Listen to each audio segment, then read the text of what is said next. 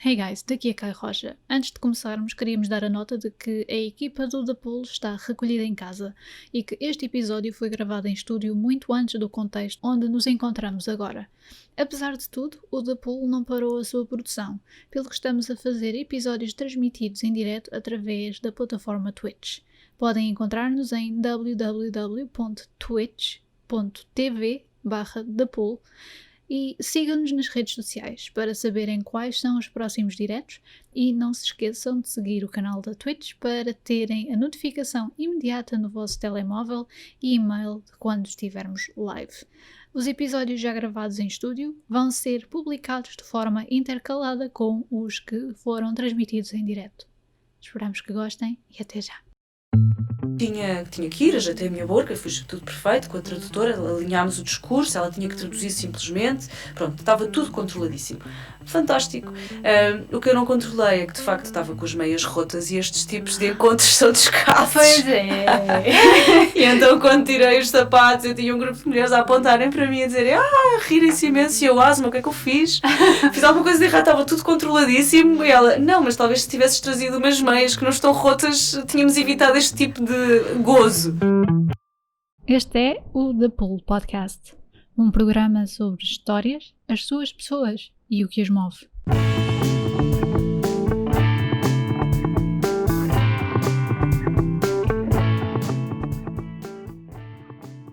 Formada em Psicologia e em Empreendedorismo Social, a Maria viajou meio mundo para ajudar pessoas em contexto de crise humanitária a contextos de guerra como a Líbia e a Síria. Ela veio ao The Pool partilhar o que aprendeu com estas pessoas e quis partilhar nos seus livros, Uma Caixa de Primeiros Socorros das Emoções e o Emocionar, um kit de saúde emocional para famílias. Esperamos que gostem e até já!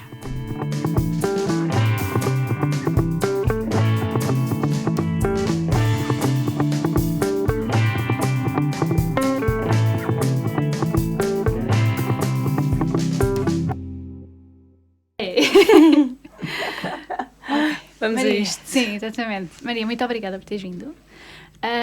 Eu começo sempre com uma pergunta que é, para já, quem é que tu és? O que é que fazes? E o que é que te levou até cá? Bom, então eu sou a Maria Palha, eu sou psicóloga de formação e na verdade eu acho que foi um bocadinho este sonho de conhecer melhor o mundo e o que nos faz mover e que nos traz mais bem-estar que me trouxe até aqui. Na verdade acho que foi isso. Sim. Tu sempre quiseste ser psicóloga? Desde pequena ou... Não propriamente. Sempre tive uma ideia de cuidar de pessoas, isso sim, mas não sabia propriamente qual era a área. E depois mais tarde conheci a psicologia, nestas coisas normais do 12º ano e do liceu, e comecei a gostar, comecei a achar piada. Curiosamente, o que mais tarde me levou a entrar mais a fundo na área da saúde mental era de facto a questão do bem-estar. O que é que perceber que há um mundo imenso de pessoas e que cada pessoa tem a sua estratégia para ter mais bem-estar. E isso foi o que me despertou a curiosidade ao longo do curso e depois que se acentuou mais no final do curso. Portanto, o que é que nesse aspecto te intrigou mais? Foi o facto de haverem vários mecanismos para lidar com as situações ou... Era simplesmente a curiosidade para saber que mecanismos eram estes e como é que as populações tinham mais bem-estar. Penso que essa foi um bocadinho a primeira... O meu kick-off para ir para Moçambique, foi mesmo. Eu saí da faculdade e rodei o globo e disse o sítio onde calhar vai ser o lugar onde eu vou perguntar às pessoas o que é que elas fazem para se sentir bem, o que é que as leva a fazer, o que é que as leva a sentir mal. E na verdade fui para Moçambique e aí começou toda uma aventura que eu achava que ia ser só 3 meses e que hoje em dia se traduz em cerca de 13 anos de experiência profissional. Ok. Às vezes nós entramos, o que nos puxa são algumas coisas, mas não temos bem a certeza do que é.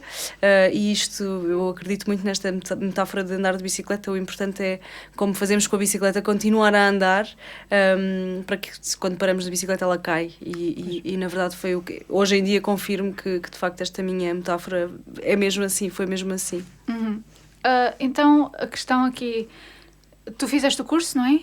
E como é que foi de onde é que apareceu a ideia de ok, vou começar a viajar Foi muito esta questão de rodar do globo. Foi meio que uma aventura. Eu queria fazer um voluntariado num país que não fosse europeu, para conhecer melhor realidades além fronteiras, e interessava-me que fosse um país até pouco desenvolvido em comparação, ou com mecanismos de desenvolvimento diferentes dos nossos, que me permitisse ter uma perspectiva diferente. E depois, de facto, rodei o globo e de facto caiu Moçambique, e foi para lá que eu fui.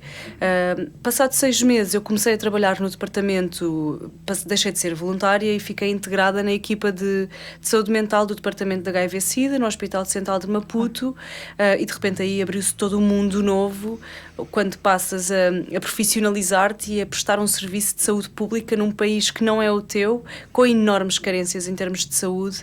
Aí eu creio que nesse momento foi um momento em que de repente o meu propósito, que era meio que um sonho, ganhou uma dimensão imensa e me fez abraçar e me deu sempre motivação para continuar a explorar e a ir para outros países, e também a querer trabalhar com a organização que mais tarde, que logo a seguir a Moçambique, me candidatei, que é os Médicos Sem Fronteiras, e com quem desenhei inúmeros programas de saúde mental e emocional em contextos de crise humanitária. Por isso começou por ser meio que uma brincadeira, onde é que eu vou fazer voluntariado e descobrir e conhecer uma nova cultura, passou para ser de repente um propósito de vida e uma forma que, de facto, em termos profissionais é uma gratificação imensa o trabalho que faço, e sou de facto uma privilegiada porque eu adoro o meu trabalho. Então... Sim, então se impactas assim as pessoas nesse aspecto, imagino que seja extremamente recompensador, não é? Só para tentar recuar um bocadinho, tu começaste a fazer voluntariado então em Moçambique? Em que zona? Em Maputo. Mesmo em Maputo? No primeiro, era suposto ser em Maputo, e de facto a base era Maputo. No primeiro período estava sempre em Maputo, mas depois, no segundo período, comecei a viajar pelo país, porque era um programa com orfanatos distribuídos pelo país, então isto obrigou-me a viajar e a conhecer bastante a profundo as províncias de Moçambique. O que é que fazias nesses orfanatos então? Era um projeto com uma ONG portuguesa, e nesta altura nós tínhamos que... Podes dizer os nomes das associações à vontade. Isto aqui não tem patrocínios nem nada, portanto estás à vontade. Mas pronto, não interessa, não é muito relevante. Era uma organização portuguesa, e o que eles faziam, eles tinham cerca de 12 ou 13 orfanatos, não me recordo agora o número exato. Os orfanatos eram orientados, coordenados por irmãs, e o que eles faziam, eles recolhiam os apoios portugueses e entregavam às irmãs para elas dar aos órfãos. E então eu fazia a gestão destas atividades, tinha que visitar os orfanatos, e era aí que era acima de tudo, nesta altura, era muita aventura, porque havia orfanatos que nós tínhamos que apanhar, como eu dizia, imensos transportes públicos, e o último era um cavalo, porque tínhamos que ir com um transporte super rudimentar para chegar aos orfanatos. E pronto, e era este o trabalho, era a gestão de um programa de apoio aos órfãos. Era um programa de apadrinhamento. Hoje em dia há muitas ONGs a fazê-lo, e na altura também havia algumas. E então, depois desse programa, passaste mesmo a profissionalizar-te? Nesta altura eu já estava contratada, já era profissional, só que foi esta experiência como ONG também inexperiente que me fez querer ser mais experiente, e de certa forma contribuir para a área do desenvolvimento e da intervenção humanitária. E por isso decidi que me iria candidatar a uma organização com muita experiência de terreno, e foi isso que eu acabei por fazer quando me candidatei mais tarde para os Médicos Sem Fronteiras. Como sabemos, é uma organização com imensa experiência de terreno, e foi com eles que eu comecei a aprender efetivamente, e a aprimorar as intervenções humanitárias e a profissionalizar tecnicamente também a minha intervenção no terreno. Com os Médicos Sem Fronteiras, as primeiras missões que fiz era como psicóloga, por isso o objetivo era sempre o mesmo, contextos muito diferentes, mas o objetivo o mesmo, era identificar as necessidades, desenhar programas de saúde mental integrados nos programas médicos. Por isso a satisfação das necessidades, dos cuidados de saúde mental era feita através dos programas médicos, ou integrado nos programas médicos. Como é que eram feitos então em que é que consistiam esses programas? Olha, depende, era muito variável, às vezes dependia do contexto. Posso-te falar de algumas missões que fiz. No Zimbábue, por exemplo, era uma missão da HIV-Sida, então havia um departamento de conselheiros e de saúde mental, digamos assim, eu tinha que formar e contratar a equipa de psicólogos / promotores de saúde ou conselheiros que davam apoio à população que vinha receber um teste positivo ou negativo com o HIV-Sida. E depois fazíamos uma promoção de saúde na comunidade, etc. E aí era gerir todas as atividades e melhorar a qualidade dos serviços. Depois, por exemplo, na Síria ou na Líbia, contextos mais de conflito armado, por onde já tive, a ideia era identificar as necessidades, ou seja, posso dar um exemplo, Turquia, houve um terremoto.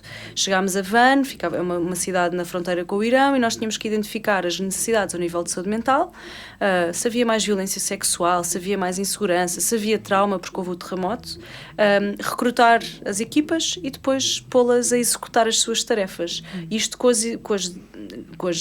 tendo em consideração que as equipas locais muitas vezes eram eles também vítimas do seu próprio, neste caso era um terremoto. Sim. Por isso os programas de saúde mental com esta organização, mas há outras assim com quem já trabalhei, priorizam sempre a cuidado do staff, o cuidado que tem que ser do próprio staff local e também do expatriado, mas do local, e depois a intervenção e a sustentabilidade deste projeto, porque nós ficamos curtos períodos de tempo, mas depois o projeto tem que continuar e tem que ser sustentável, nem que seja ensinar o governo a atuar de forma diferente ou a preparar-se de uma forma diferente para uma situação de crise. Por isso, tudo isto, talvez tenha sido um pouco técnica demais, mas tudo isto são pequenos detalhes ou grandes que fazem parte do nosso trabalho. Certo. Então, qual é que foi... Porque isto, lá está, tu lidaste então com pessoas que iriam receber podiam receber uma má notícia, não é? Esse programa, por exemplo, para pessoas que de facto receberam o diagnóstico de terem HIV, prolongava-se durante mais tempo, ou era apenas tipo, ok, recebeste esta notícia, aqui estão alguns mecanismos com os quais podes seguir em frente ou continuar a... Olha, variava. Todos estes programas, como falo, têm muito esta componente da sustentabilidade. O programa de HIV-Sida no Zimbábue é um programa onde nós já estamos há muitos anos, que vamos mudando de região, de província para província, mas onde estamos presentes, como há outros contextos, por exemplo, o Congo, onde também já estamos presentes há imensos anos. E estes programas são programas longos, onde nós começamos gradualmente a integrar a equipa do governamental, para depois eles próprios conseguirem dar esta resposta. E varia. Há programas onde vamos a lugares onde fazemos só a testagem da população, há outros que fazemos só a promoção da saúde e encaminhamos para os serviços de saúde, há outros onde damos o acompanhamento, há outros onde até utilizamos o teatro para sensibilizar as pessoas e para lhes falar de algumas reações mais emocionais ou psicológicas que podem ter. Por isso, tudo isto varia das condições e do tipo de intervenção e até das necessidades do próprio terreno. Curiosamente, este tipo de contextos fizeram-me depois transitar para os contextos mais de emergência, que são os conflitos armados e as catástrofes naturais, epidemias. E curiosamente o que eu assisti é que, independentemente do contexto, seja ele de uma doença crónica como é o HIV-Sida, seja ele de uma situação de crise, uma catástrofe natural, um terremoto que surgiu, independentemente da crise, o que é importante é de facto as pessoas conhecerem-se melhor para saberem lidar com a situação.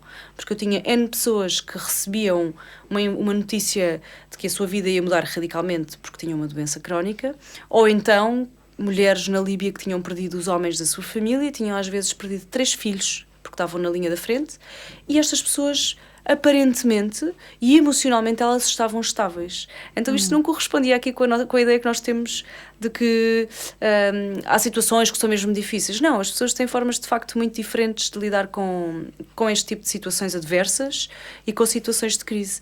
E depois foi a partir daí que eu comecei a desenvolver o que hoje tenho estado a fazer mais no terreno, que são estas ferramentas de saúde emocional que podem ser acessíveis a todos, porque independentemente do contexto, o mais importante é de facto conhecermos-nos para sabermos como vamos lidar e criando com as diversas situações e criando uma conta poupança de emoções prazerosas, como eu costumo dizer. Uma conta poupança, isso é um bom termo.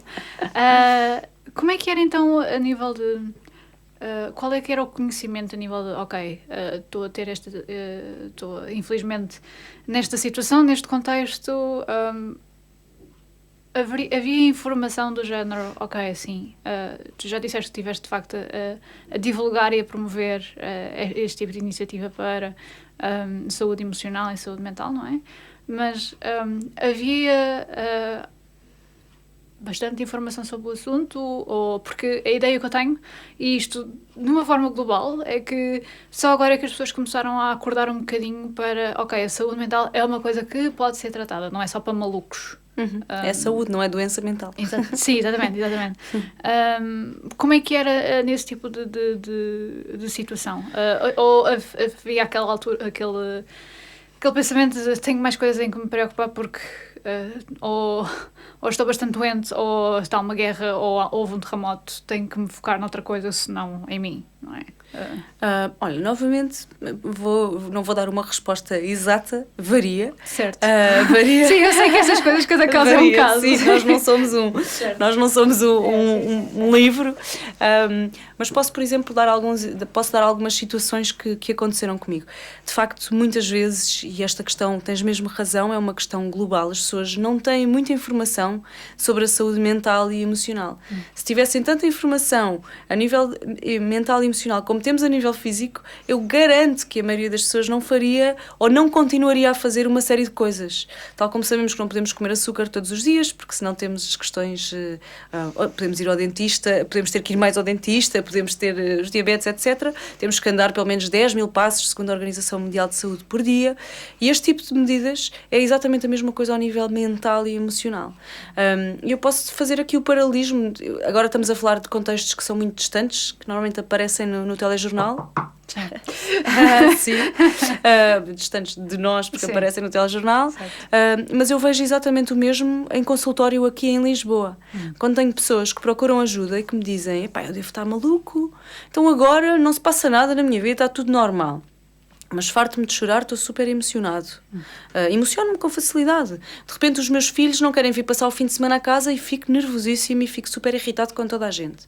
E uma das grandes razões que faz com que esta pessoa se sinta mal, e falei no masculino exatamente por isto, porque é um caso que tenho tido mais casos masculinos a sentirem-se assim do que femininos, é o facto de acharem estranho começarem a sentir coisas. E depois quando dizem, mas não se passa nada na minha vida, e nós começamos a escarafunchar e a perceber, mas não se passa, desde quando é que se sente assim, etc.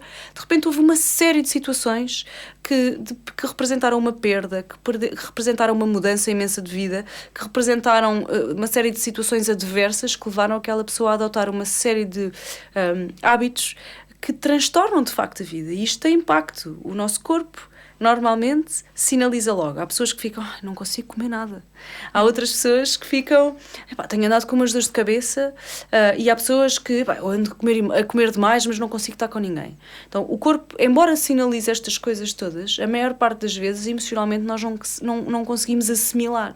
E depois começamos a achar que estamos com comportamentos diferentes e que estamos a ficar malucos e doidos. E quando se começa a dar informação sobre o que se está a passar e o que se passa, o que é que se pode passar, o que pode acontecer connosco a nível emocional e mental, as pessoas tranquilizam-se imenso. E isto acontece em consultório aqui em Portugal, como nestes contextos lá fora.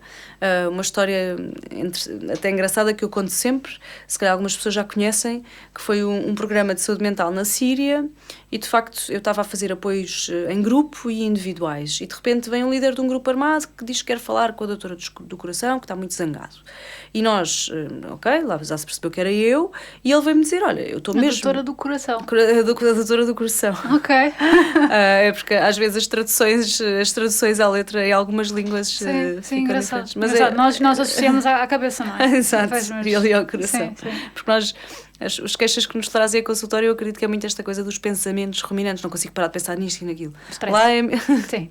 Lá a queixa dele era de outro nível, era do coração. E então ele estava zangado porque há uma série de semanas que o grupo armado dele falava, dizia que se falava das emoções, alguns questionavam o sentido de propósito que tinham naquela guerra, outros questionavam se de facto fazia sentido deixarem as mulheres em casa, outros falavam de medo, porque os filhos ficavam noutras condições, e o que o zangava mesmo, naquele momento, era o facto de ter mandado ter que enviar o filho, de apenas 12 ou 13 anos, para a linha da frente para ajudar a retirar os corpos dos escombros. E isto deixava-o tremendamente irritado, porque andava sem dormir, porque andava preocupado com a criança. E isto só tinha acontecido desde o momento que lhe começaram a falar das emoções. E esta história é interessante, pronto, para já porque acaba por ser uma história um bocadinho caricata de um contexto destes, mas depois porque teve imenso impacto as pessoas começarem a emocionar-se, nem que fosse verbalmente à sua volta, para este homem vir e de repente falar do que o emocionava a ele. E pronto, e foi a partir daí que depois nós organizámos. Sim, e é muito eu acho que é este acesso à informação que muitas vezes não temos porque não tem sido priorizado, porque não faz parte da linguagem, porque os homens não choram e as mulheres não trepam às árvores, e é este tipo de julgamentos e de falta de informação que se tem que leva muitas vezes as pessoas, em vez de estarem saudáveis, a adoecer emocionalmente. Pronto. Isso é uma história extremamente engraçada, até porque exatamente essa coisa do... Ele se calhar tinha mais em que pensar, salvo seja, não é? Estou aqui a fazer aspas com os dedos, para quem não nos está a ver no vídeo. No entanto, quando... É plantar a semente, não é? É aquela situação do houve qualquer coisa e depois não... Pensa-se uma vez, depois pensa-se duas e depois não se deixa de pensar no assunto. E o mais engraçado é que ele tenha ficado zangado com o facto de agora estar emocionado. Ele pediu alguma cura para parar, ou o que é que aconteceu assim? Depois fizemos um apoio psicológico normal. Sim. E explorámos o que era o que é que o preocupava, que medos eram estes. Pronto, fizemos um apoio normal, comum, com um cidadão, com um ser humano comum que estava a ter exatamente a mesma manifestação sintomatológica pelo contexto que estava a viver como outra pessoa qualquer. É engraçado porque muitas vezes as pessoas ficam zangadas quando começam a ter estes sinais de alerta. Ele começou a ter um sinal de alerta que foi, para lá, estou aqui a pensar em algumas coisas, e de repente ele simplesmente parou para dar atenção a este sinal de alerta. E quando ele para, é exatamente o momento em que ele consegue perceber que quando se vira do avesso, aquilo é o verdadeiro eu. Não é que ele deixe de ser não é que ele deixe de ser um líder de um grupo armado, simplesmente ele continua a fazer a sua coisa, mas também tem uma preocupação que o define e que faz parte dos seus valores, que é a sua família, que é o seu filho, que é a sua humanidade. E é extremamente interessante porque as pessoas, como muitas vezes não conhecem os sintomas, ou os sinais de alerta, os seus sinais de alerta, porque o que me deixa em crise não é o mesmo que te deixa a ti em crise. Exato. As pessoas depois não sabem quando é que podem e devem parar e o que fazer para, no fundo, porem ali, eu chamei-lhes band-aids emocionais, para conseguirem... Há muitas coisas que podemos fazer em casa, ou então, se não conseguirmos, procurarmos ajuda especializada. É muito este o princípio a lógica da saúde emocional e do que eu tenho tentado transmitir com os trabalhos que tenho publicado cá em Portugal e também com as intervenções que faço lá fora. É muito esta lógica, conhecer bem a nossa saúde emocional para sabermos estancar o que é estancável, para sabermos o que é importante, o que é que está ali para chamar uma atenção muito importante e o que é que podemos fazer e quando é que não podemos fazer nada e é preciso pedir ajuda especializada. No fundo, é como fazemos com a saúde física. Certo. É exatamente igual. Agora está toda a gente com a mania de ir para o ginásio e ser fit, e na verdade também a cabeça também precisa de ser fit, não é? E o coração. Exatamente. Eu, por exemplo, quando estou estressada, tu falaste no comer pouco, no comer muito, nas mudanças de humor, e para mim não consigo dormir. Atenção, eu durmo no meio de uma guerra, ponham-me num canto e eu adormeço lá, mesmo no chão, sem almofada, completamente, eu adormeço logo, mas começo a acordar à meia da noite, depois volto a adormecer, mas acordo tanta vez que eu já sei, ok, não, então está aqui qualquer coisa, ou estou com stress ou qualquer coisa assim, eu volto a adormecer, tudo bem, e acabo por até dormir umas quantas horas, mas eu sei que aquilo não foi um sono em que descansei. Não descansei realmente. Olha, obrigada por essa partilha, porque de facto é muito importante. E o que a maioria das pessoas, cientificamente, utilizando um bocadinho aqui a ciência e os estudos que estão a nosso favor, o que se diz é que emocionalmente nós demoramos muito mais tempo a assimilar as coisas que nos acontecem do que em termos físicos. O nosso corpo é espetacular, ele dá logo sinal. E o que acontece muitas vezes é que as pessoas não percebem que estão a passar por uma situação de stress, porque à partida somos adultos e já sabemos lidar com uma série de coisas. Se há uma coisa que eu aprendi sobre ser adulta é que os adultos não sabem o que é que andam a fazer. Ou às vezes podem... Bom, às vezes não estão assim tão atentos a tudo, porque não é possível, porque somos humanos. Sim, exatamente. É que eu lembro-me quando era criança eu pensar, os adultos têm todas as respostas. Portanto, eu vou perguntar ao adulto e o adulto sabe de certeza. No entanto, os adultos ouvem a criança a fazer uma pergunta qualquer e eles ficam tipo, bolas, como é que eu me vou safar desta?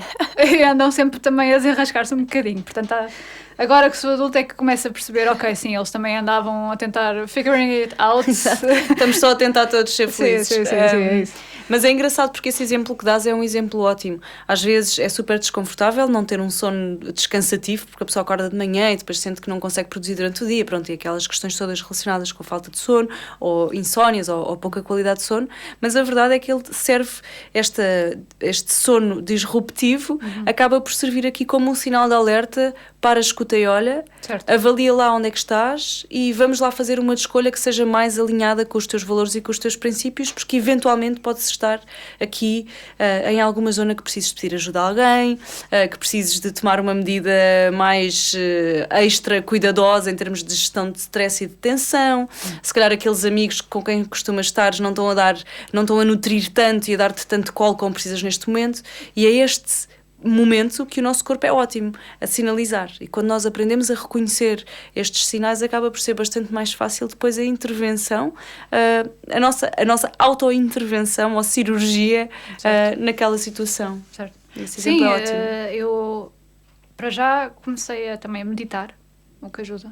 Não é a meditar aquela coisa, desengane-se quem está a pensar naquela coisa muito zen, muito esotérica, é mesmo só aquela questão do estar atento o mindfulness, portanto, sim. estar atento à minha respiração, começar a minha cabeça a divagar um bocadinho, depois voltar à respiração outra vez, aquela apenas uns 5, 10 minutos por dia, e de facto isso ajudou-me bastante a lidar com o stress da vida normal, não é? Porque parecendo que não...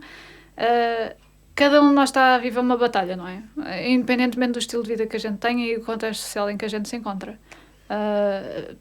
Lá dizer que uma pessoa tem tudo, está bastante confortável na vida, e isso de certeza que haverá qualquer coisa que a preocupa, não há exceções, e por isso eu acho que não faz mal nenhum procurar este tipo de mecanismos, certo? Claro, e ainda por cima esse tipo de... são ferramentas e hábitos super saudáveis, utilizados muito na Ásia, e que não tem porquê nós conseguirmos introduzi-lo no nosso dia-a-dia, porque se calhar há gerações e gerações lá atrás não lavávamos os dentes e depois começámos a perceber que afinal a higiene oral era importante. Porque é que não havemos de ter aqui também formas de fazer uma higiene mental e emocional? E a meditação é um excelente exemplo utilizado por outras comunidades e sociedades, e que de repente faz todo o sentido. Hoje o acesso à informação é imenso, às vezes até o difícil é sintetizar a informação como ela vem, mas se já existe, porque é que não havemos de integrar hábitos que já estão testados e que fazem todo o sentido e que trazem mais bem-estar noutras comunidades? E eu acho que foi um bocadinho este princípio, fazendo aqui um bocadinho o link do meu percurso de trás para onde estou agora, que me fez criar o kit de saúde emocional para famílias, que eu acabei de publicar. É um bebê, já não é recém-nascido, mas quase, não tem 6 meses, por isso sim, ainda é um bebê recém-nascido. Certo. Foi publicado em outubro. E eu não descobri nenhum trabalho onde houvesse um mapa de bem-estar mundial. Mas o que eu gostava mesmo de conseguir fazer, e eu tentei fazê-lo com os recursos que tínhamos, com a associação, com a Be Human, eram recursos muito, muito, muito poucos.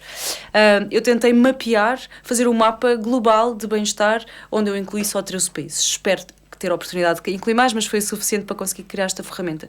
E a ideia era, em vez de nós fazermos um turismo normal, de irmos, se calhar ali, não sei, vamos à Ásia meditar um bocadinho, ou vamos fazer um retiro, ou vamos à África fazer um voluntariado, ou vamos à Noruega aprender como é que se aumenta o índice de, não sei, qualificação e felicidade, nós fôssemos a estes países, de facto, viver o que estas sociedades têm de melhor para nós.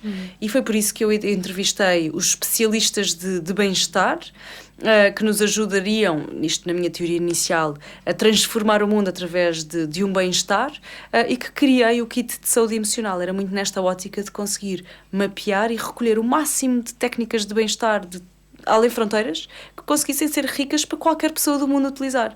Seja o que nós utilizamos aqui em Portugal, algumas pessoas adoram fado, e isso é uma excelente forma fado. Ok, sim, por exemplo. Faz sentido, sim. Seja, é um bocadinho clichê, mas faz todo sentido, sim. São simples estratégias e, no fundo, se começarmos a escarafunchar, utilizam a arte e a cultura como uma fonte de bem-estar.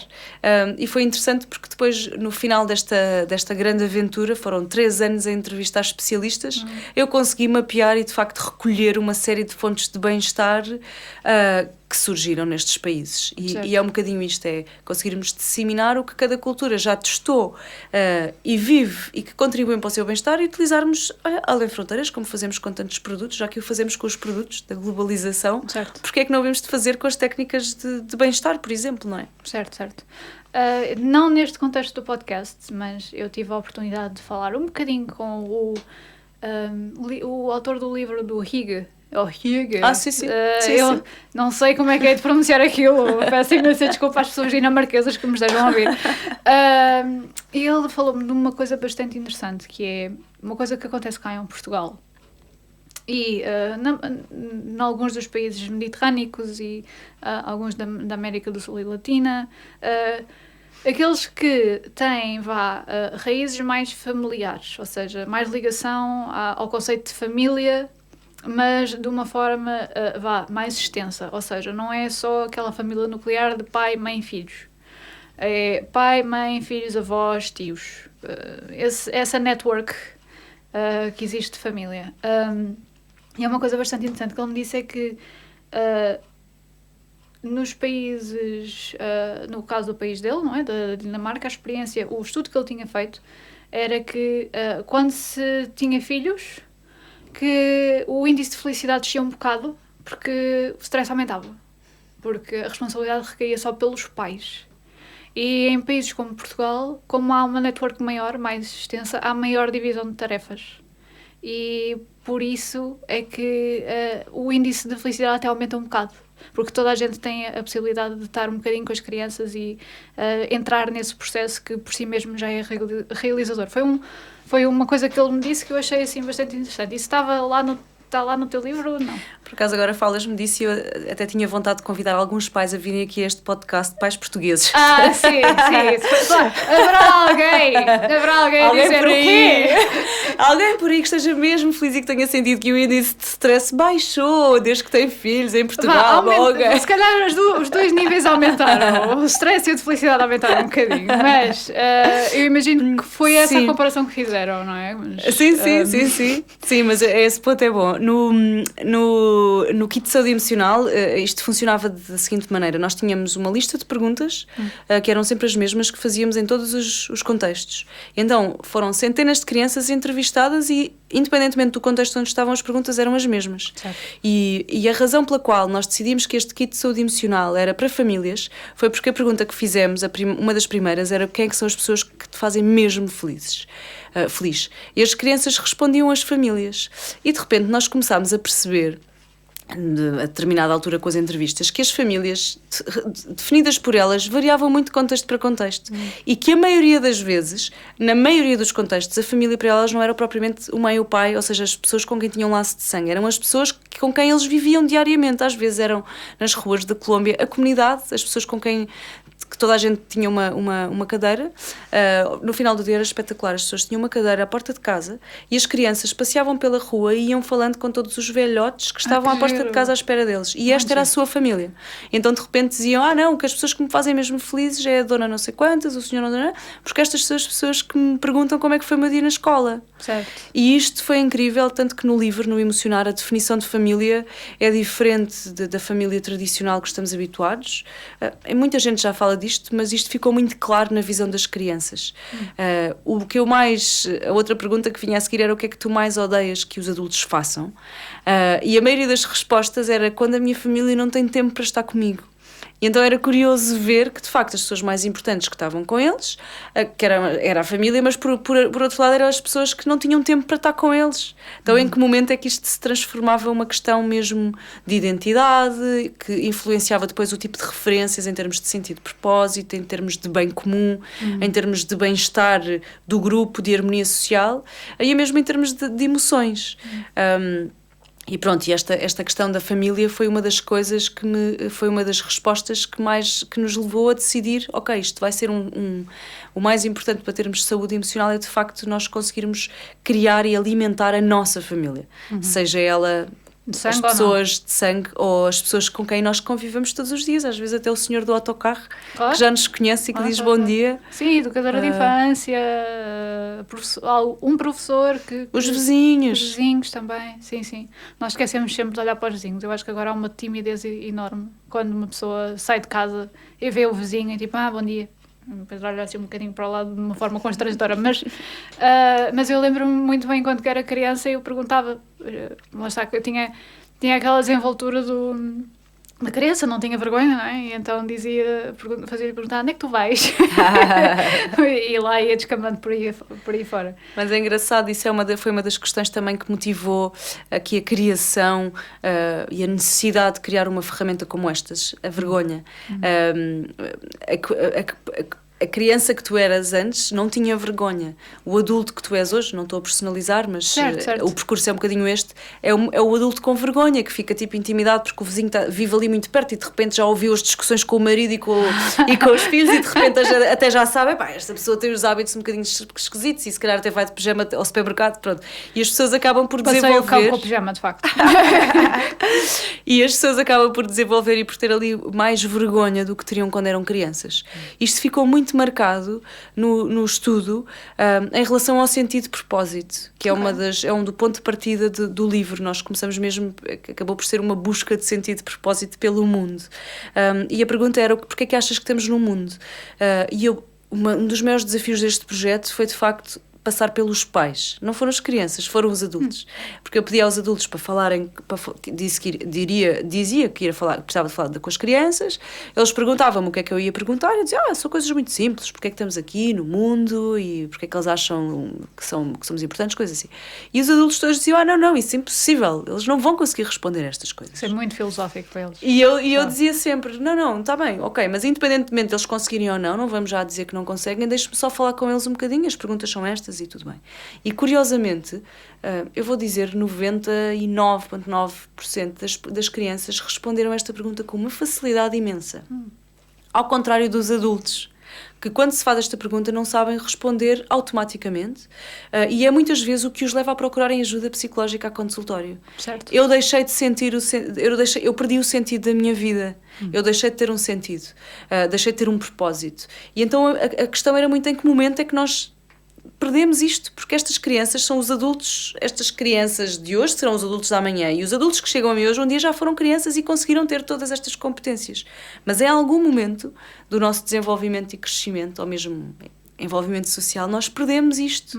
E o kit de saúde emocional permite fazer esta ligação para que não se perca este tipo de reflexão, este tipo de simplicidade e o que eu lhe chamei de humanidade. Foi por isso que veio o nome da Be Human, da associação que fundou. É, no fundo, nós mantermos a nossa humanidade ao longo dos tempos, mesmo com estilos de vida muito ativos, conseguirmos termos a capacidade de cuidar de nós, de cuidar dos outros e do planeta, porque um sem o outro não é nada, não sobrevive. Certo. Sim, nós somos, e também nós somos pessoas, nós somos seres sociais, certo? Portanto, o lidarmos com outras pessoas e lidarmos com nós mesmos, com a pessoa que está cá dentro, não é? Eu sei que isto soa um bocadinho, como assim uma pessoa que está cá dentro que pode ser diferente daquilo que eu sou cá fora? Mas, de uma certa forma, eu imagino sempre... Eu não conheço ninguém que nunca tivesse dito... uma vozinha aqui dentro da minha cabeça disse-me, ou a minha intuição disse-me, dão-lhe... É aquela imagem da Disney, do Pinóquio, do grilo, que era a consciência do Pinóquio. Era, não era? Era a consciência? Era, acho que sim. Acho que sim. Já não vejo o Pinóquio há imenso tempo. Mas... Tens que resgatar a criança que é em ti. Tenho que voltar a ver desenhos animados. É verdade. Mas pronto, isso no que diz respeito a lá está. Estamos a lidar com um ser, independentemente de estarmos com alguém ou lidarmos com alguém diariamente, ou não. Certo. Esse ponto é mesmo bom. Estás a dar ótimos exemplos e pontapés de saída para o que eu vou dizer.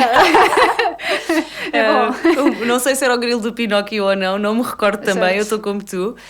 Mas há uma coisa que eu ouço imenso e que também já se fala bastante, que é aquela voz... normalmente depende de cultura para cultura, mas nós cá temos muito aquela voz rígida, o coach que nos obriga, que nos pressiona. Eu chamo-lhe coach porque é mesmo aquele que diz que nós não somos suficientemente bons, eu não sou suficientemente boa, eu devia fazer Síndrome aquilo, de impostora. eu não sou capaz, eu nunca vou conseguir, sempre foi assim, e isto são vozes demasiado rígidas, e normalmente o que eu pergunto às pessoas, eu simplesmente começo por lhes dizer, mas vocês falam assim com os vossos amigos, como vocês falam com vocês próprios? E as pessoas dizem, não, se eu falasse assim com algum amigo, eles nunca mais olhavam para a minha cara. Então porquê é que falam e porquê é que se tratam assim? Este nível de autocrítica tão elevado, às vezes comum em sociedades mais conservadoras, esta culpa cristã que existe, esta necessidade de trabalho árduo, de sacrifício, que às vezes traz algumas dinâmicas mais sofridas em termos internos e que é importante ficar atentos, porque se nós nos conhecermos e soubermos domesticar esta nossa voz, conseguimos também aprender a lidar com ela de forma diferente, sem que seja o grilinho do Pinóquio nem um surto psicótico, que é aquele das duas pessoas. Exato, sim. Não estou a falar por aí. Não estamos aí. Não estamos aqui a ter um momento de Jekyll and Hyde, não estamos a ter esse momento. Por enquanto.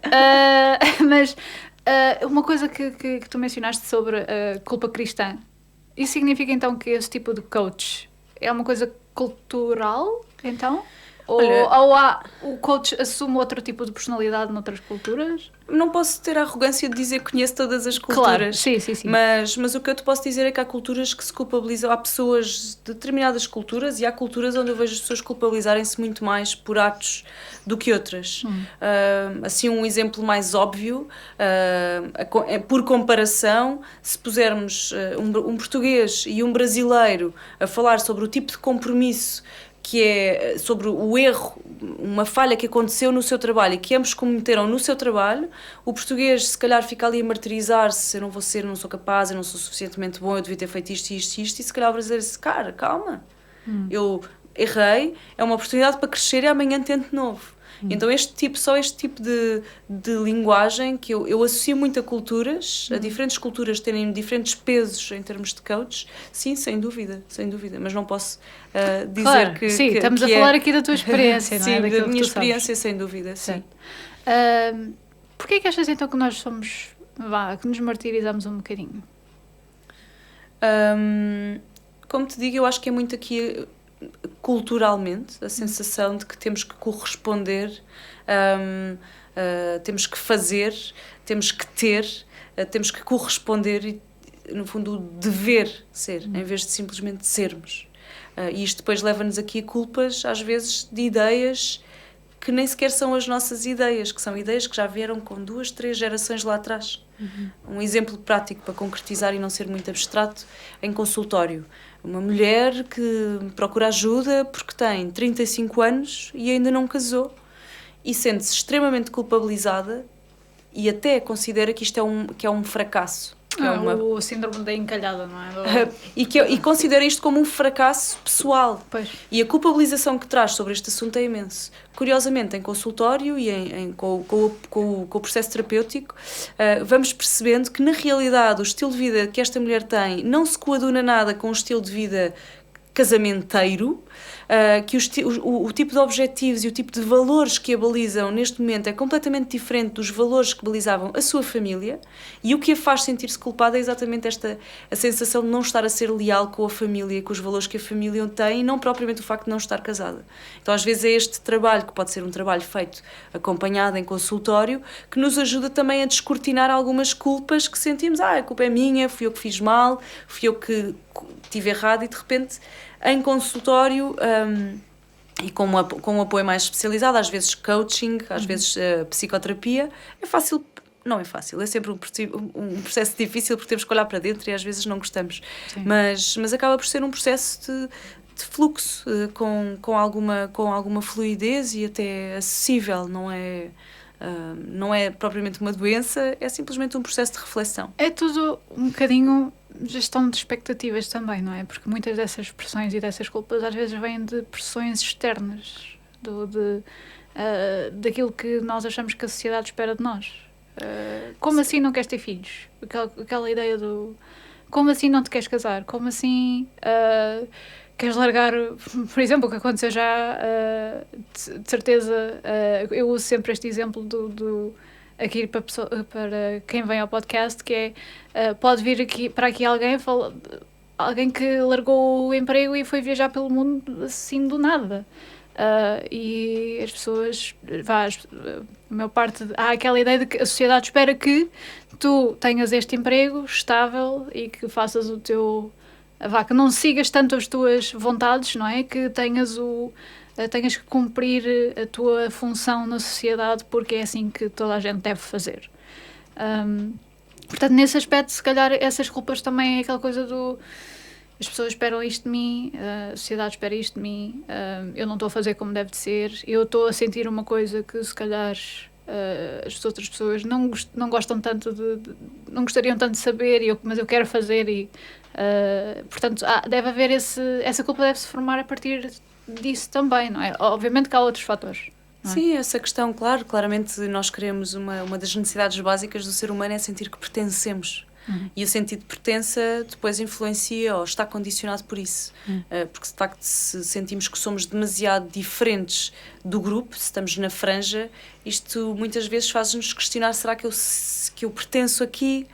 Afinal, onde é que está a minha tribo? Esta necessidade de ter um grupo, que é uma necessidade humana. E então isto pode dificultar quando queres ter percursos de vida um bocadinho alternativos ao grupo de pessoas ou ao contexto onde estás. Mas de facto há uma outra dimensão que eu acho que é extremamente importante também, que é a dimensão da lealdade familiar e da lealdade aos teus ancestrais. Curiosamente isto é bastante marcado no kit de saúde emocional pelos exemplos que nós tivemos na Índia, no Butão, em algumas culturas mais asiáticas, não são mais, são asiáticas. E de facto há aqui a sensação de ter que ser leal, que isto é completamente humano e super comum ao percurso dos antigos, dos ancestrais da nossa família. Às vezes só esta pressão é suficiente para nos fazer sentir culpados. Depois vem todo o contexto social, mas estes traumas transgeracionais que são passados, e que em contextos mais agressivos, como uma guerra na Síria, que de repente tem 8 anos, e de repente já temos crianças com 8 anos que nasceram, foram fecundados, cresceram, viveram 8 anos da sua vida em contexto de guerra. Mas antes disso já havia toda uma luta de grupos armados que vinha para trás, e de repente já há aqui quase que uma zanga inerente para com alguém que é de outra tribo. Agora imagina isto num contexto onde não há guerra como cá, mas há uma série de padrões. Quer dizer, eu sou desta família, eu tenho estes valores, está quase subentendido que a minha filha deve fazer isto e que o meu filho deve fazer aquilo. E quando isto não acontece é um sofrimento imenso e costuma levar as pessoas a sentirem-se muito culpadas. Eu não estou a ser capaz, eu não estou a conseguir, eu não vou ser capaz. E depois, quando tomam a decisão de eu tenho que cortar com isto, é ainda mais difícil. Porque de facto, eu cortei com a minha família, com os valores da minha família, com as tradições, e de repente quem é que sou eu agora? E há toda uma reconstrução de identidade e também uma desconstrução do que é este de ser leal ou não é? Porque Exato. Sim. Não temos que fazer as coisas para recebermos o amor de alguém. O amor supostamente é incondicional, e é esse ponto de equilíbrio que é importante também conseguir encontrar.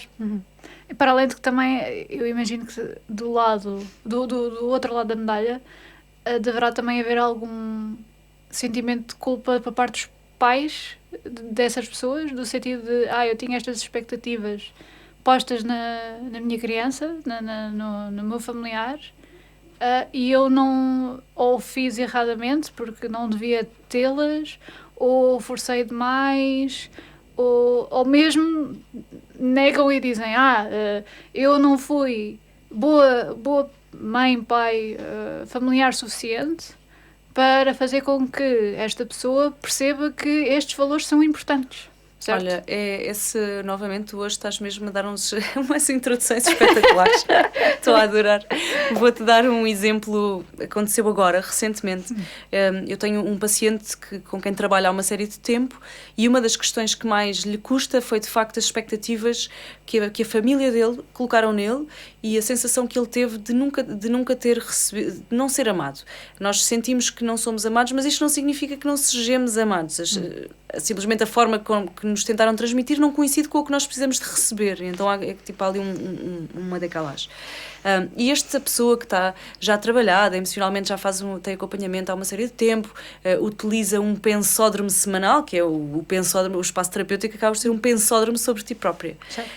E ele, ultimamente, as questões que me têm trazido é, de facto, eu não me devia ter apegado tanto aos meus filhos, porque eles neste momento começam a ser as pessoas que eu não inspirei. E então o grande dilema emocional dele é que os filhos estão a fazer escolhas profissionais que ele não admira. Então nós começámos a explorar isto, então, mas até que ponto é que isto tem a ver com a relação que cria com eles, não é? O facto que eles fazem não tem a ver com o que eles são e com a ligação que há entre os dois.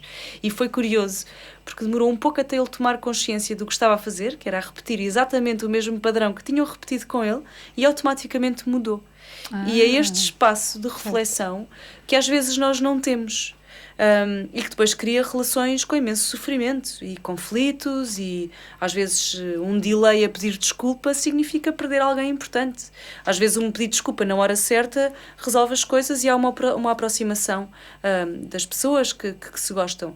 E pronto, eu dei este exemplo porque vem mesmo na linha do que estavas a dizer e vem muito esta linha da repetição de padrões antigos e da acumulação de coisas que vêm de outras gerações, dos nossos ancestrais e da lealdade que se tem perante eles. Isto aqui é uma conversa mais espiritual. Sim, mas pronto, não deixa de ser também uma dimensão importante da humanidade, desenvolver a espiritualidade e ver onde nos encontramos em termos espirituais.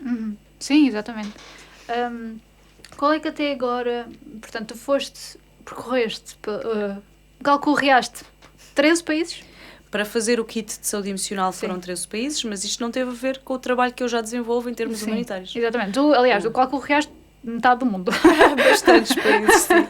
Ou bastantes contextos. Sim. Não tantos quanto queria, porque todos os contextos onde vou em trabalho, acabo por ter que ficar um período de tempo para fazer as entrevistas. Sim, não é uma viagem de 2 ou 3 semanas, assim dava para fazer um checkpoint em vários lugares. Certo. É um trabalho que envolve uma investigação maior. Sim, mais tempo. Sim.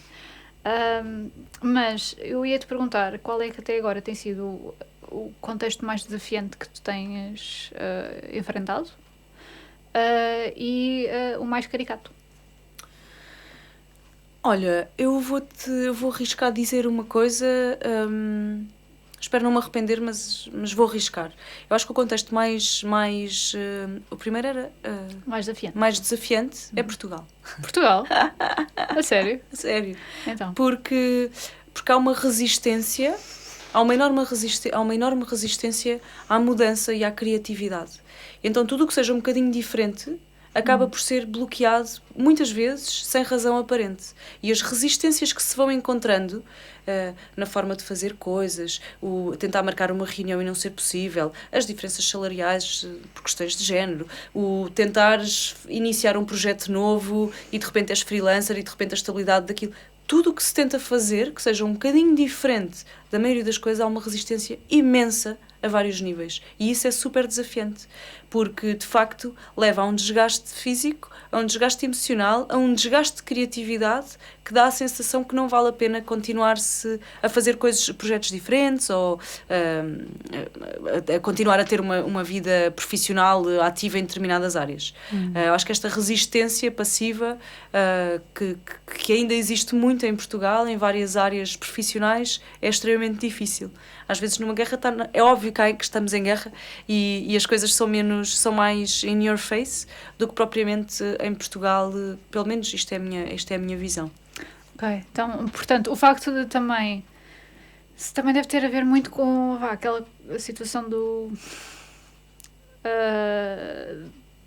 uma situação de sobrevivência quase, não é? Que também, porque ou fazes isto, ou comes ou és comido, certo? Nesse tipo de situação, ou é uma coisa ou é outra. Enquanto que nos sítios em que esse tipo de situação não se aplica, há uma quantidade, uma vasta panóplia de tons cinzentos por ali que fazem com que se calhar torna a coisa mais complexa a nível de interação. Ou estou a explicar isto de certa forma, ou qual é a tua interpretação disto? Olha, o que eu sinto em termos da sociedade portuguesa e do que eu tenho presenciado nos últimos anos a trabalhar e a viver em Portugal, é que o nível de competitividade aumenta bastante em várias áreas. E depois perde-se um bocadinho aquele lado, a humanidade das coisas. E muitas vezes eu sinto-me num campo de batalha dentro do meu próprio país. E eu questiono-me em que momento é que nós começámos a construir campos de batalha por aqui, porque na verdade não há uma guerra aberta. E a competitividade em vários setores depois traz uma série de características que são importantes em termos de funcionamento da máquina, mas que depois se perdem muitas outras coisas, como por exemplo o olhar a longo prazo, a sustentabilidade das ações, escolhas responsável e sustentavelmente holísticas, que vejam o bem-estar de todos, e isto normalmente são características que não estão tão presentes em sociedades tão competitivas. Mas pronto, em termos europeus, a Europa é um continente muito antigo. Eu creio que todos estes países europeus têm um bocadinho desta vertente muito marcada, e eu acho que é extremamente difícil. A questão é em que momento é que deixamos de ser, que perdemos a nossa humanidade para priorizar campos de batalha, para contribuir para eles, para os ver acontecer e não fazermos nada, vermos a velhinha a cair na passadeira e não ajudarmos, ou distanciarmos-nos das pessoas, ou trabalharmos para termos uma casa em vez de simplesmente sermos a nossa própria casa. E é muito esta dinâmica que eu assisto nas nossas sociedades e que faz com que eu acho que são difíceis, às vezes mais do que outros contextos aparentemente mais difíceis. Claro. Sim, acho que deve haver, claro que lá está, eu nunca estive num contexto destes, mas há sempre aquela que já foi muitas vezes mediatizado em filmes e literaturas e afins, que é as coisas tornam-se muito mais claras uma vez quando estamos em perigo, que é ou faço isto ou não o faço, não há meio termo, não é? Num caso em que, ok, se calhar estamos a ter situações de vida ou morte que não são bem isso, mas que para nós significam quase a mesma coisa, porque lá está, não estamos estamos no nosso contexto de guerra, certo? Não é o contexto de guerra geral, mas o nosso interno, e por isso eu imagino que esse tipo de batalha seja um bocadinho diferente também, porque lá está, uma pessoa, a decisão não implica o estar vivo amanhã, não é? O que às vezes é pena. Pois. Porque, por exemplo, agora quando falas disso, lembro-me de frases de pacientes meus em consultório que me diziam, uma pessoa que me dizia: eu sou refém do meu salário. E mesmo em termos de nomenclatura, a sensação que alguém tem de ter que acordar todos os dias de manhã e enfrentar um trabalho com quem tem uma discussão com um chefe que é completamente tóxico, com uma cultura agressiva e cheia de competitividade, e ainda chegar a casa e cuidar dos filhos, cuidar do marido, estar com um sorriso na cara e voltar a repetir tudo no dia a seguir e outro a seguir e 365 dias depois, isto é imenso. Para quem diz eu sou refém do meu salário, eu percebo, eu sinto, eu imagino. Acho que toda a gente conhece alguém que o seja, não é? E esta nomenclatura é exatamente a mesma nomenclatura que se utiliza num campo de batalha. O refém, a pessoa que foi sequestrada e que ficou meses preso por um líder grupo armado. E aqui, quantas pessoas ficam anos presas nos seus trabalhos e de repente um dia acordam e pensam, olham para o lado e veem os filhos que de repente já estão na escola e saem de casa com uma mochila porque já estão no 2º ano. Por isso eu acho que há muitas semelhanças, embora num contexto mais agressivo de guerra nós temos que de facto tomar uma decisão rápida para sobreviver. Aqui de repente há um stress que se torna crónico porque não temos que agir rapidamente para sobreviver. Infelizmente, porque se o tivéssemos que fazer, se calhar trabalhávamos mais esta questão dos valores que nos definem para tomar decisões e para fazer escolhas mais alinhadas com o nosso propósito no momento certo, sem delay, sem termos que estar 13 anos a arrastar sofrimento. Sem termos que estar 13 anos a sofrer por uma situação que de repente, olha, a vida não acaba aqui. Quantas famílias são obrigadas a começar do zero e começam? Há famílias em contextos no mundo que têm que começar 3 e 4 vezes do zero. Em Moçambique, o ano passado, foi um desses exemplos. Na Beira houve o ciclone do Idai, foi super mediático em Portugal. Sim. E eu fiz a intervenção lá e haviam famílias moçambicanas na Beira que este era o 3º catástrofe natural e as crianças só tinham tipo 7 anos. Certo. E então em 3 a 4 anos comunidades e famílias não tinham nada. Estavam a ser obrigados a começar do zero e conseguiam. O ser humano é muito resiliente. Se olhar aqui mais para um nível de mensagem, sim, era bom que tivesse que se tomar, já que estamos a ter os sintomas de estarmos perante uma situação de vida ou morte e a sentirmos esta pressão do refém, etc., então vamos então tomar umas decisões que nos permitem sobreviver e não nos vamos deixar morrer naquela situação. Exato. Sim, faz todo sentido. E caricatas? Caricatas, bom, assim é mais engraçada, que eu também já conto há uns tempos, não sei se alguém já conhece, se calhar sim. Foi quando estávamos as minhas primeiras intervenções no Médio Oriente. Eu ainda não sabia muito bem utilizar a burca, então tinha que pôr, mas não sabia muito bem como é que se tinha que fazer. Era a minha tradutora que me ajudava nestes códigos culturais e indumentários para conseguir chegar às mulheres. Na Líbia o apoio foi uma missão super desafiante porque eu apoiava as mulheres durante o dia e ao final do dia apoiava os prisioneiros. Então apoiava-as a elas porque tinham sofrido muitas vezes violência sexual e depois dava apoio psicológico aos prisioneiros que os tinham violado.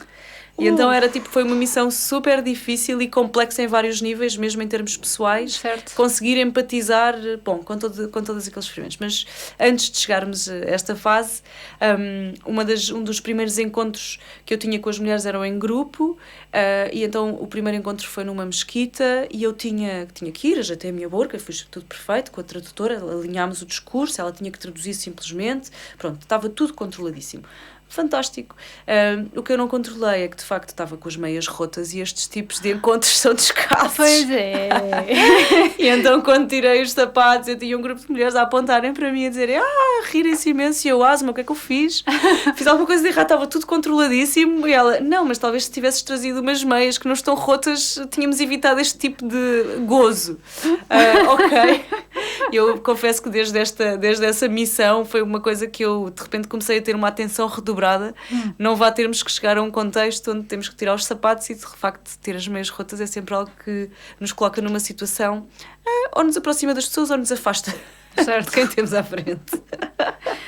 Por norma até acho que a próxima. Pois, pode ser assim um momento íntimo. É um momento íntimo. Agora descobri as tuas... Sim. Descobri as tuas falhas e agora já não há segredo. Somos humanos.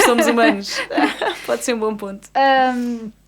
Mas podemos voltar então a essa situação de tu lidares exatamente com as mulheres que sofreram essa situação, a violentação, não é? E as pessoas que o fizeram. Eu sei que há sempre aquela história do médico que tem que ir cuidar da pessoa que foi baleada e depois tem que ir cuidar da pessoa que pegou na arma, certo? Foi um bocadinho... Mas lá está, eles fizeram o tal juramento que têm que tratar toda a gente, independentemente de quem seja, não é? Como é que isso foi para ti? Como é que tu conseguiste lidar com essa situação? Olha, algo que eu também costumo dizer sempre, não começa por aqui. Isto é como se fosse um jogo. As pessoas hoje em dia falam muito, nunca joguei, mas tenho imensos amigos que jogam, das Playstations e dos jogos. E os jogos, como nós sabemos, eles vão aumentando o grau de dificuldade. E esta missão na Líbia, eu já estava a fazer algumas missões de emergência, por isso não começou ali, não foi o primeiro desafio que eu tive profissional. Mas sim, fez parte de um percurso, e quando cheguei ali foi mais uma aprendizagem que tive que fazer. Antes de começar a fazer missões de emergência, ou quando comecei, uma das coisas que nós vamos aprimorando é técnicas de autoajuda. O que é que eu preciso de fazer para me conseguir controlar naquela situação e conseguir também distanciar-me. E pronto, e a verdade é que quando me confrontei com aquela situação, havia muito parte as competências técnicas que eu já sabia utilizar, havia muitos cenários que já tinham sido colocados e que já me tinham passado pelas mãos subtilmente, nunca tinha tido um cenário tão marcante com tanta diferença e onde me questionasse tanto enquanto mulher, porque antes de ser psicóloga eu sou mulher e pessoa, por isso nunca tinha tido um cenário assim tão in your face, mas de facto houve aqui um trabalho que foi feito, uma reflexão também interna, e isto faz parte deste tipo de trabalhos, faz parte. Eu adorava que todos os agentes humanitários fizessem este tipo de reflexão quando estão no terreno, que é tirar um bocadinho os óculos ocidentais, tirarmos os nossos preconceitos, as nossas dores e as nossas vestes, e conseguirmos entrar em pleno na pele de um cuidador. E pronto, é este trabalho de reflexão que tem que ser feito no terreno, e que eu fiz, e que me permitiu depois ir conseguindo lidar com o mínimo de impacto negativo ou nefasto nos meus pacientes, e ir intervindo com a maior qualidade possível. Mas sim, exige um esforço, não é automático, nós somos humanos. Certo. E temos as nossas coisas. Tiveste algum tempo em que dizeste, não consigo fazer isto? Na Líbia tive algumas situações dessas, porque não diria que foi exatamente por causa disso, mas havia várias nuances, e essa talvez fosse uma dessas que contribuía para o nível de stress acrescido desta missão, mas também porque quando cheguei, nós estávamos em pleno Ramadão. E então, como a maioria das pessoas sabe, no Ramadão não se come durante o dia, come-se durante a noite. E eu chegava para me reunir com as mulheres e elas davam-me imensa comida porque me queriam receber bem. Só que num contexto de guerra, a primeira coisa que corre mal é a água e o saneamento. Por isso, tudo o que elas me davam, a água estava com imensos problemas e eu acabava por ficar muito mal da barriga. E então, se eu dissesse que não, elas iam achar que aquilo era estranhíssimo. Culturalmente havia uma barreira entre nós, por isso eu tinha que dizer que sim. Tentava comer o mínimo possível para não ficar doente e para conseguir estar no dia a seguir presente. Então acho que nesta missão houve uma série de nuances que aumentaram o nível de stress, e mesmo me fragilizaram em termos físicos e emocionalmente. Depois, como sabemos, corpo e alma estamos ligados, corpo e mente estamos ligados, e depois havia aqui um nível de stress que pode ter influenciado. Mas pronto, overall posso dizer que a Líbia foi uma das minhas missões favoritas, eventualmente porque teve tantos níveis de desafio, tantas camadas, que era importante olhar para tantos níveis todos os dias. E pronto, é isto que faz o nosso trabalho. Tu então fizeste esse tal kit? Sim. Portanto, é um bebezinho ainda? Não? É um bebê. O Emocionar foi publicado em outubro, e é o resultado deste trabalho de 3 anos em entrevista a crianças, e basicamente é um kit de saúde emocional para famílias feito por crianças de 13 países diferentes, onde Portugal também está incluído. A ideia foi compilar as suas preocupações sobre o mundo e as suas respostas à pergunta o que é que devemos fazer para sermos mais humanos e para conseguirmos cortar com alguns ciclos de sofrimento que temos hoje em dia no mundo. Curiosamente, com as respostas destas crianças, eu chamei-lhes especialistas, são as respostas dos nossos especialistas, conseguimos compilar uma série de temas da atualidade, conseguimos criar e juntar técnicas de bem-estar feitas e praticadas no dia-a-dia de várias famílias distribuídas pelo mundo, e criar jogos e atividades. Por isso, quando tu abres este livro, acabas por poder viajar por fora sem sair de casa. As mães ou os pais que têm menos tempo para viajar têm as crónicas, porque todos os temas começa com uma crónica, e depois tem uma série de ferramentas, jogos lúdico-pedagógicos e de experiências que podem fazer em família, que vai trazer mais bem-estar emocional a todos. esta questão de serem experiências de grupo surge muito na sequência do primeiro trabalho, da Caixa de Primeiros Socorros das Emoções, que era um livro só para adultos, que foi publicado em 2016. Ok. E aqui o que os adultos me diziam era: se eu agora já sei trabalhar as minhas emoções, já sei fazer tudo, mas sou acusado lá em casa porque és egoísta, só pensas no teu tempo de bem-estar, que chata que estás porque agora só falas em restrições alimentares, estás impossível porque agora mudaste e já ninguém te atura. E então as pessoas, quando entravam aqui num processo de transformação pessoal, sofriam imenso com pelos outros. Acabavam por ser apontados e acabavam por se isolar. Ou seja, ganha-se por ter cão Exatamente. Aliás, perde-se por ter cão e perde-se por não ter. E então isto acaba por ser um bloqueio à transformação pessoal. E neste livro, curiosamente, através das perguntas que fomos fazendo às crianças, uma das coisas que ficou mais marcada foi a importância que os outros têm na nossa transformação. E então a ideia de todas as ideias que foram surgindo nos vários países do mundo e depois que eu acrescentei como psicóloga nacional portuguesa, são de facto experiências que permitem que o teu grupo, tu e o teu grupo, cresçam em conjunto. Por isso há experiências desde desenvolve o teu conceito de ecologia. Então vai para a floresta e há uma série de atividades que devem fazer e todos conseguem desenvolver aquela competência. Dimensão da espiritualidade.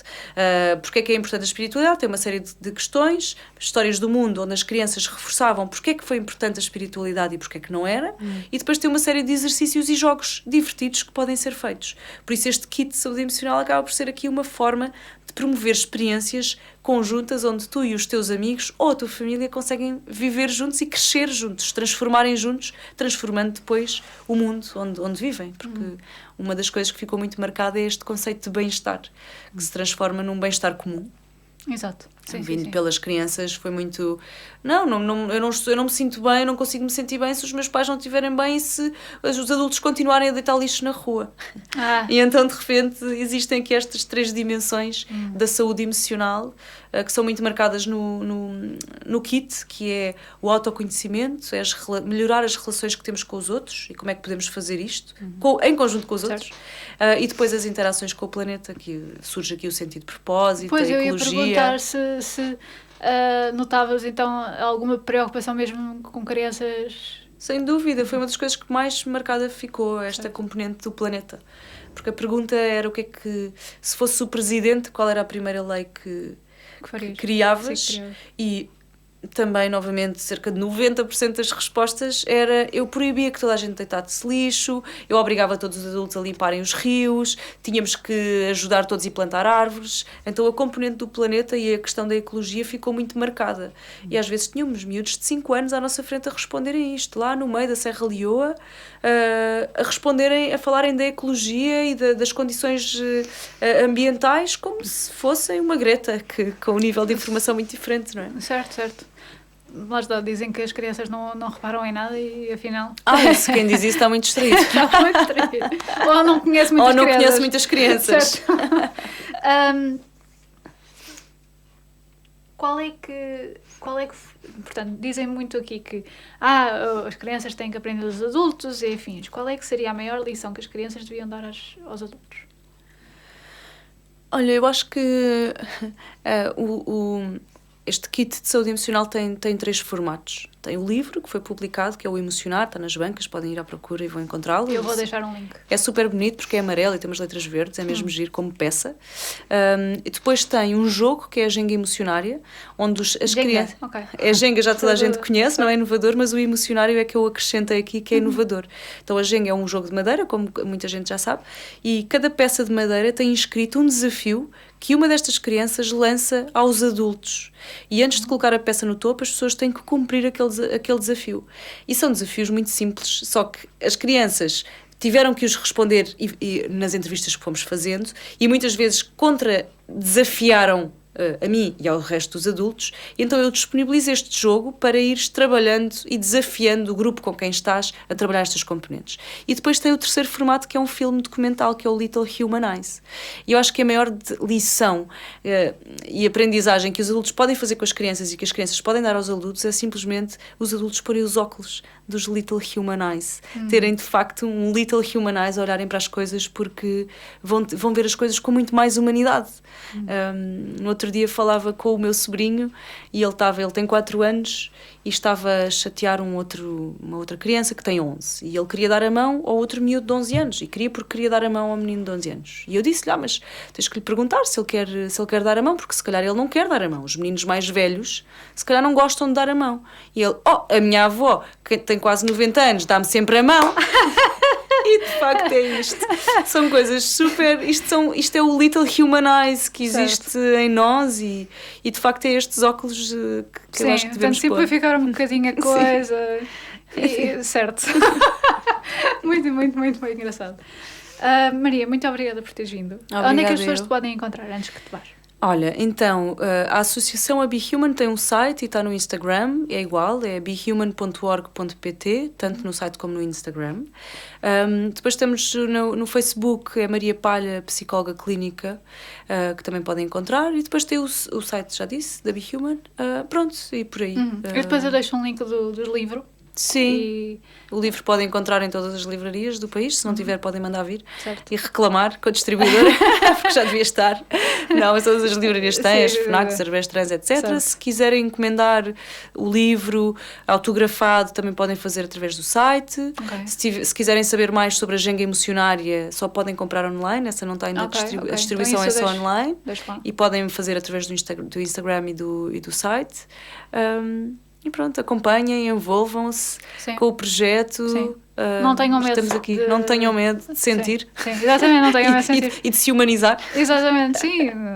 Aliás, mostrem os buracos das meias, a sério. A moral da história. A moral da história, mostrem os buracos das meias.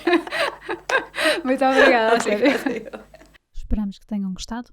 Não se esqueçam de nos seguir nas redes sociais. Somos The Pool Podcast no Facebook e no Instagram, e Podcast Pool no Twitter.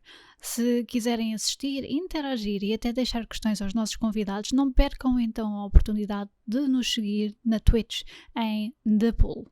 Portanto, é THEPULL. E carreguem no botão com o coraçãozinho lá para nos seguirem e serem notificados de quando os nossos diretos começarem. Questões, comentários ou até sugestões, entrem em contacto connosco nas redes ou no e-mail poolpodcast@gmail.com. O The Pool Podcast é gravado no estúdio Q. Edição, captação de som e vídeo por José Garcia, fotografia por José Garcia, ilustrações da Joana Rolo, o jingle, a autoria do Miguel Nicolau, e eu sou a Kai Rocha. Esperamos que tenham gostado e até já!